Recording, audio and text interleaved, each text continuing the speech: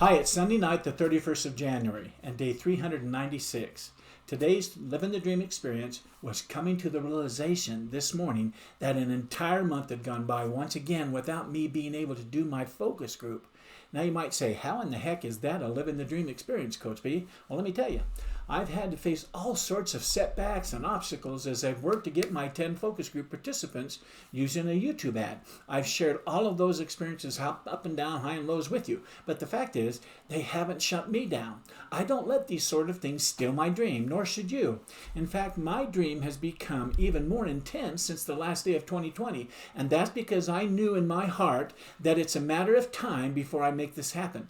As I've been working on it, I've been able to do things and add things to my website that have made it even better than I knew it could be or should be when I started to build it out. To me, this is a living the dream experience all along the way. Anyway, here's my power statement I had for today. I'm going to simply focus on sharpening my saw all day today, period.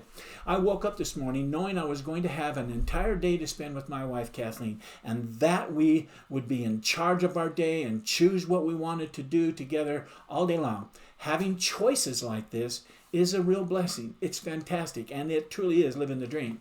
Here's what I had on my to-do list for today. Not a very big one. Got them all checked off and done. Bam!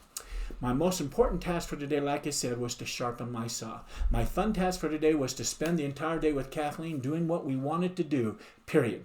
And next is my exciting task for today, and that was to take a nap in the middle of the day. And oh, I so enjoyed the nap. Here's my end of the day success routine questions. Get honest with yourself, Marty. What didn't go well today, or what could you have done better today? Did you wake up early and start strong? I did. I had a special Zoom call at 8:15, so I had to get up early and get dressed and get my win the morning, win the day routine done. So I started the day off early and started it strong. I did my morning with power. Cold blast on my face, made my bed, win the morning, win the day routine. I read it, and I did exercise, all of it. Did you get the most important thing done today? I did. I sharpened my saw. Did you move your goals forward in personal thoughts and things about the mind and intellect? Absolutely. Did you show up as the person you wanted to? I did. And so did Kathleen. We had great present time with each other. Next was my end of the day success routine accountability questions. Were you honest with yourself about today's task, Marty? In other words, did you keep your mind, your promise that you made to yourself? I promised myself that I would focus on sharpening my saw today and by spending the day with Kathleen, period. And that's exactly what I did. The next question is, what movies did you watch during your mindfulness time? Did you go and have any instant pre-play movies that called up onto your screen, your mind after your other movies? Well, I watched my must-see TV favorite 5 movies, of course, and then I had breakfast. And I spent the day with Kathleen. We studied together, we watched a music program together, and then we selected a few fun YouTubes that made us laugh and educated us, and actually some of them that entertained us. It was a fun afternoon. Then my nap. My next question says, what's the one thing that would make all the difference going forward? What one thing can I do better tomorrow? Even if the day goes sideways, I'd still feel like a success getting it done. Well, today is my last day of strictly focusing on doing my what I call my repetitive mind mapping, self-talk. And so my power statement for tomorrow is going to say something different. I'm going to focus on getting my 3 main tasks done, and then any additional tasks that I've accumulated up to today, and then get them off my list of to-dos. And then I'm going to press forward with getting my YouTube ad tweaked so that it works. During my mindfulness time tomorrow, even though I'm sure I will spend a little time thinking about how I want to see myself and how I want to show up for my beginner entrepreneurs as a coach and those kind of things, I'm going to still do it because it's a habit, but I'm going to be focusing on other things going forward. The next question of my end of the day success routine is to ask myself, were there any mistakes or failures that you may have made today that you can turn into a tool of success going forward? Well, there was no mistake or failure today. It was all relax, all fun, and enjoyment with Kathleen. So no failure to turn into a tool of success today. The next question is, what was your biggest success today, Marty? In other words, what did you do well today? Well, my biggest success today was enjoying the day with Kathleen. That is a big deal. Connecting, good connections. My next end of the day success routine question asked to rate my day's effort. Well, I gave today's effort a 9. I gave it a 9 today because I relaxed at the speed of 10 all day.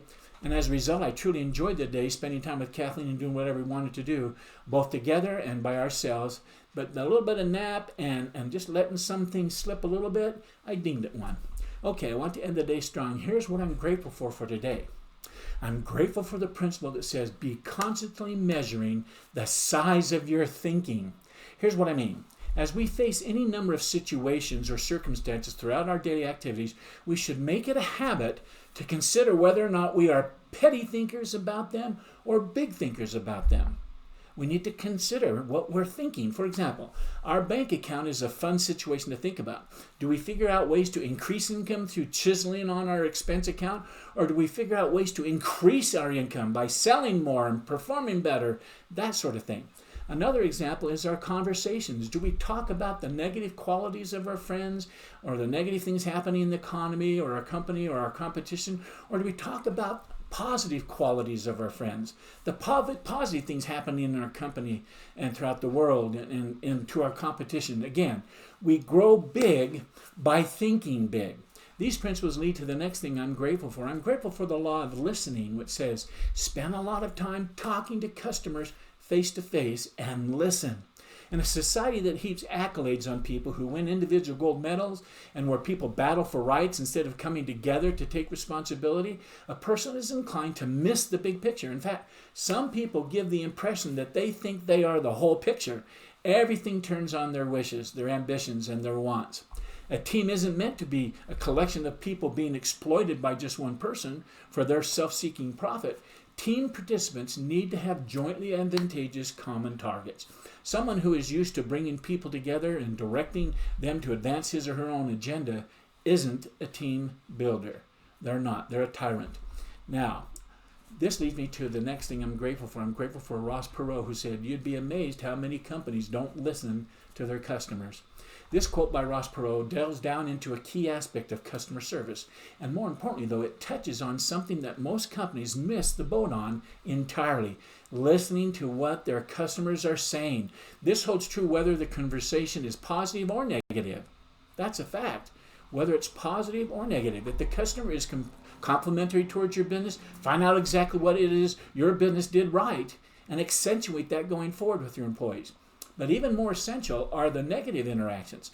Let the customer speak for as long as they need to and actually listen to what they are saying.